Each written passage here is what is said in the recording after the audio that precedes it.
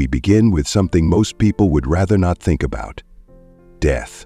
Not in the poetic, cinematic way, but the plain, real one, the kind that happens quietly in nursing homes, or suddenly without warning. It's the one certainty of life, and yet it's also the most avoided subject in almost every culture.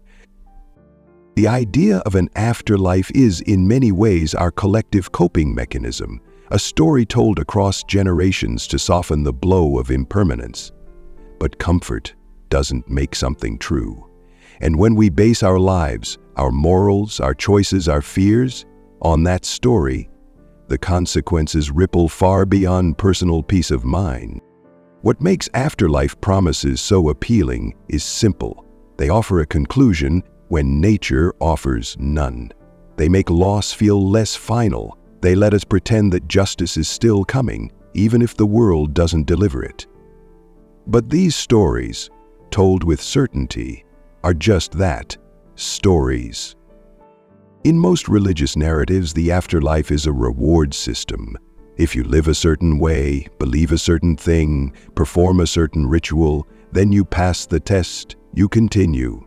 But ask yourself, who created this test? Who benefits from keeping people inside that structure? When belief in heaven or hell shapes how someone sees themselves, others, or the purpose of life, it becomes more than a personal conviction. It becomes a lens that blurs responsibility. If this life is temporary and the next one is eternal, why bother fixing anything here? Why fight poverty, injustice, suffering, when it's all just a trial run? This isn't just hypothetical. There are real consequences to viewing the world as a waiting room. From climate change denial tied to apocalyptic expectations, to medical choices based on religious doctrine instead of science, to wars fueled by visions of divine reward. And yet the idea persists partly because it meets an emotional need. Death is frightening, grief is heavy, and we want to believe there's more. But wanting doesn't equal truth. The ancient Egyptians believed that in the afterlife your heart was weighed against a feather. If it was lighter, you moved on. If not, you were devoured. A powerful image, sure, but one we've outgrown in every other way, except emotionally. And that's what makes afterlife promises so insidious. They're not just outdated ideas, they're adaptive ones. They evolve with culture, language, and technology. They remain persuasive even when evidence falls apart. Why? Because they promise that pain, unfairness, and loss don't get the last word. But reality doesn't bend around what comforts us. It doesn't guarantee fairness or continuation or happy endings. And still, in accepting that, there's something strangely freeing.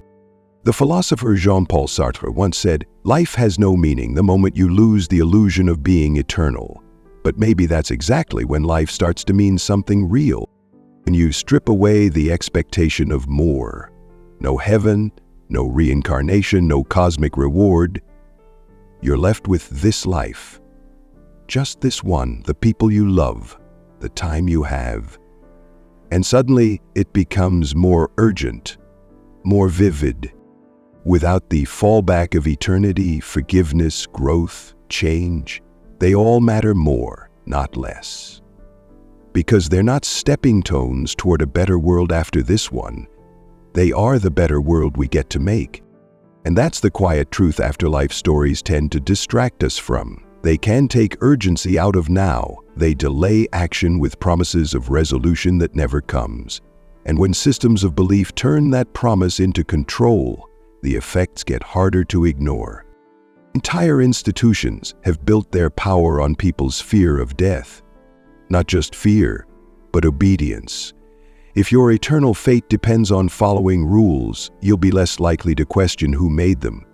You'll tolerate injustice, pain, or repression because someday, somewhere, it'll all be made right. This is the false comfort, the idea that justice is always cosmic, that suffering is always meaningful, that death is not the end. But meaning doesn't require permanence. In fact, it rarely survives it. Even from a biological standpoint, consciousness is tied to the brain. We've studied near-death experiences, cognitive decline, coma states. Every shred of data points toward a simple conclusion. Our minds are what our brains do. When the brain stops functioning, so does everything we are. This doesn't make life bleaker. It makes it sharper. Scarcity creates value, not just in economics, but in experience. When we treat life as precious because it ends, not despite it, something changes. Think about how people behave after surviving a close call, a crash, an illness, a war zone. They often speak of a new clarity, a sharpened sense of what matters. That clarity didn't come from promises of heaven, it came from touching the edge of death and realizing deeply how finite life really is. Afterlife beliefs, in contrast, can flatten this sense of urgency.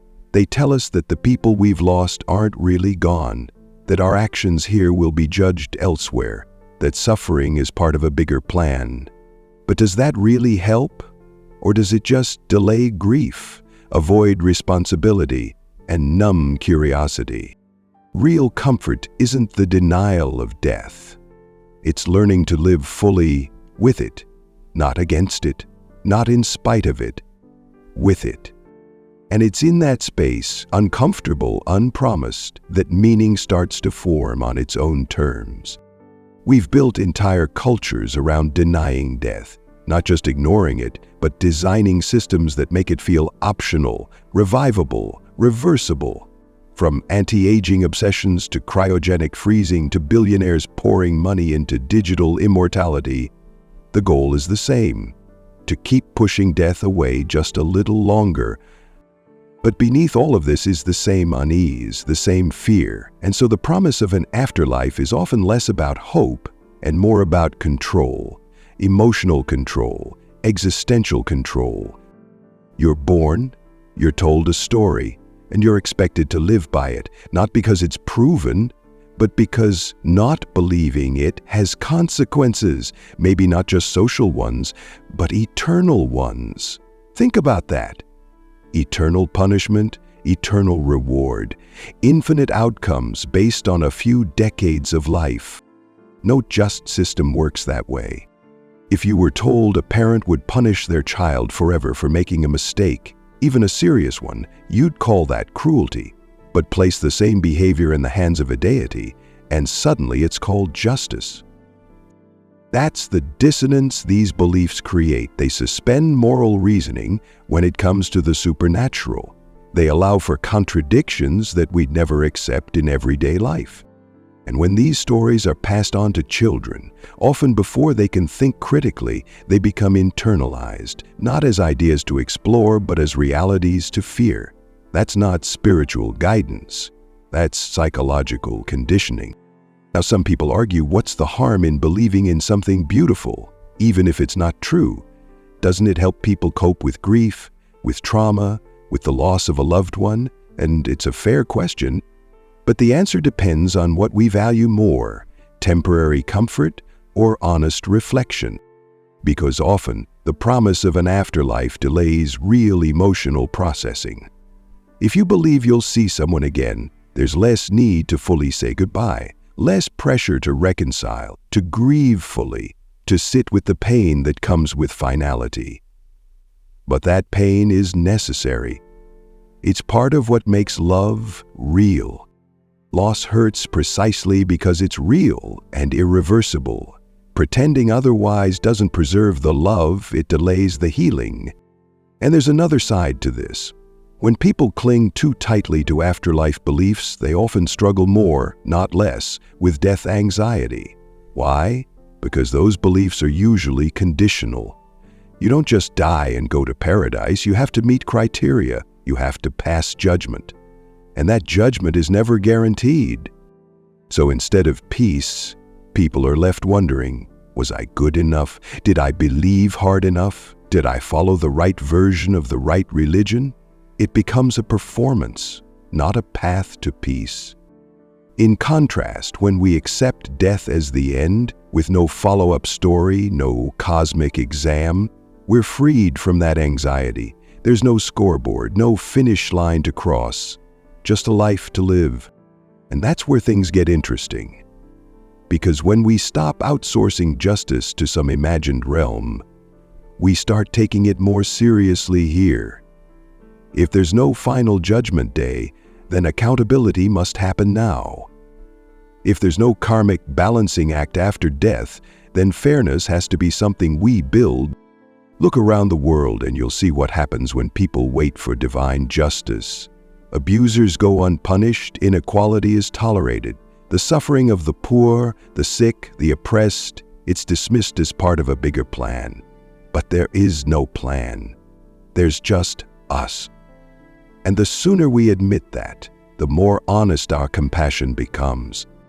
We can care for each other not because someone's watching, not because we're earning points for the afterlife, but because this is the only life anyone gets. And that makes kindness not just important, but urgent. In many ways, belief in an afterlife tries to outsource meaning. It suggests that life matters only because of what comes next. But if meaning depends on something we can't see, test, or verify, then it's not meaning, it's a placeholder. Real meaning, the kind that survives scrutiny, is built here, in actions, in relationships, in art, science, love, work, in the ways we show up for others, even when there's no reward. Now, this doesn't mean people who believe in an afterlife can't be good or kind. Of course they can. But the point is, you don't need that belief to live a good life. In fact, sometimes the belief can distract from it. Think of all the time, energy, and resources poured into rituals meant to secure a better afterlife. Prayers, tithes, pilgrimages, confessions. What if all of that effort was directed toward improving life now? Feeding the hungry, curing disease, protecting the planet. When belief in the afterlife takes priority, this life becomes a waiting room, a test site, a rehearsal. But we don't get a second show. This is it. And ironically, that makes it more sacred, not less. You hear people say life without an afterlife would be meaningless, but that gets it backwards. If anything, an eternal life would dilute meaning. If you had infinite time, what would urgency even mean? What would commitment mean? Why take risks or grow or sacrifice anything if there's always more time to fix it later? The ticking clock isn't our enemy. It's what makes every choice real, every goodbye weightier, every I love you more fragile and more important. Think about it. When you know a conversation might be your last with someone, you pay attention. When you know a moment can't be repeated, you feel it more deeply. That's what finiteness gives us, not despair but depth. It's not easy to sit with that. The human mind resists it. We want more, we want comfort. But sometimes, growing up means giving up fairy tales, not because they're bad, but because they stop us from seeing what's actually in front of us. And what's in front of us, this planet, this life, this moment, is already extraordinary. Even in its messiness, even in its ending. We tend to think of meaning as something handed to us from a book, a tradition, a voice from the sky. But the truth is, meaning isn't found, it's made. And once we stop waiting for it to be delivered from the outside, once we stop expecting some eternal significance stamped onto our lives, we start creating it for ourselves. That's not a downgrade, that's maturity. There's a quiet kind of courage in accepting that we're temporary, that this universe was not built for us, and yet we get to be part of it for a moment. That realization doesn't need to end in nihilism. In fact, it often leads to the opposite, to care, connection, creativity. Think about art. It doesn't last forever. Paint cracks, recordings fade, books go out of print.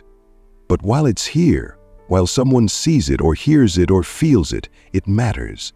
The same is true of our lives. And the value isn't lost just because it ends. In a way, It's created by the ending.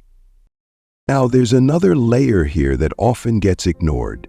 Afterlife beliefs aren't just about comforting the dying. They're also about social control. Look closely and you'll see how often these systems reinforce obedience and do what you're told, follow the rules, stay in line, and you'll be rewarded after. Not now, not in this life, but eventually.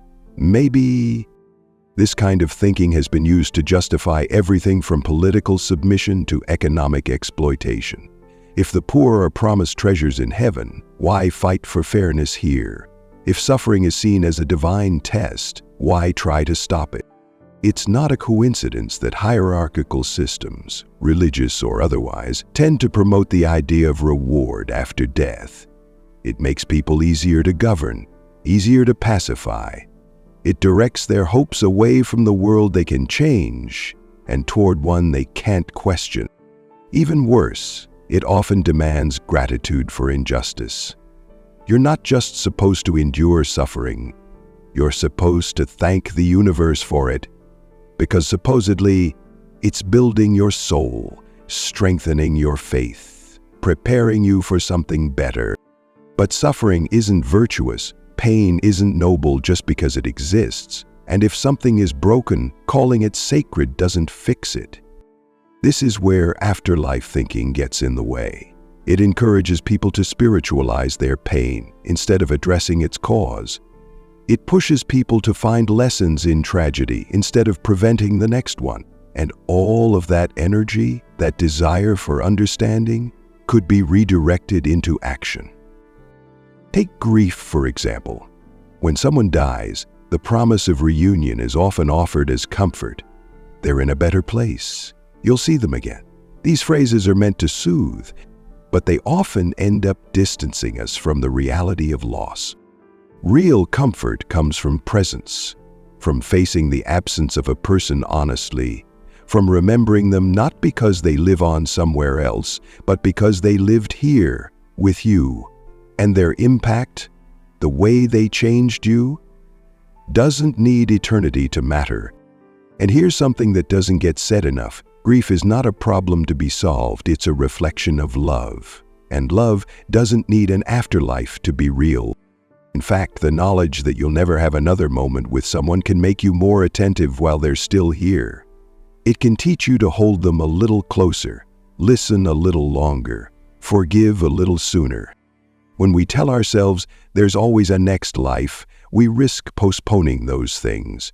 We take time for granted because we assume we'll get more of it. But we don't know that. And until we do, this life should be the focus, not the footnote. Now, some people will say, but life is hard. Why take away the only thing that gives people hope? It's a fair concern, and it comes from a place of care. But real hope, the kind that lasts, doesn't require fantasy. It comes from connection, from solidarity, from the knowledge that even in a world without guarantees, we can still show up for each other. We can still build meaning, still find joy, still make progress, not because someone in the sky wants us to, but because we're here and it matters to us. We don't need eternity to be good to one another. We don't need divine surveillance to care. And when you remove that layer of fear, of eternal punishment or reward, what's left is a morality that's actually more human, more grounded, more compassionate, because it's based on real consequences, real people, real time, not just theoretical ones. Here's something else that doesn't get discussed much: how afterlife beliefs can actually intensify the fear of death. It's supposed to offer peace, but if you grow up believing there's an eternal judgment waiting, then death becomes more than just the end. It becomes the start of something worse, something you can't prepare for or ever be sure about. That's not comfort. That's anxiety dressed as faith. And it's not just in conservative or traditional systems. Even softer, modern versions where everyone goes to some vague, better place still carry the implication that death is a passage, that something continues, that there's more to do. But what if there isn't? What if death is not a door, but a wall? And what if that's not a tragedy, but a truth that helps us live with more intention? We don't need to fear the wall, we just need to recognize it. And in doing so, maybe we finally pay attention to the ground we're standing on, the path we're walking, the people walking beside us. When we stop obsessing over what comes after, we can start caring more about what comes next, right here. In the final part, we'll close with what it means to let go of false comfort and what we can build in its place. Letting go of afterlife promises doesn't mean letting go of hope. It just means choosing a hope that's grounded, something solid, something we can actually build on instead of something we have to blindly trust. The kind of hope that says, maybe there's no grand design, but there's still possibility. Maybe the universe isn't watching, but we still are. And that matters. It's not about replacing faith with cynicism. It's about replacing fantasy with responsibility. We're not here to be tested. We're not being watched. There's no divine script, which means the story is up to us. And in a strange, powerful way, that's more freeing than any afterlife could be. When you realize there's no higher scorecard, you stop performing, you start living, you start asking better questions. Not what happens after I die, but what can I do while I'm alive? Not will I be rewarded later, but who do I become now? And instead of deferring meaning to some invisible realm, you bring it down to earth, into your actions, your relationships, your choices, where it can actually do something. We don't need a perfect ending to make the story worth telling. Think of a sunset. It fades, and that's what makes it beautiful. Or a song. It ends. That's what gives it shape. Meaning isn't ruined by limits. It's defined by them. When people say life is meaningless without eternity, what they're really saying is, I'm afraid of losing things. And that's human. But the solution isn't to pretend we never lose anything.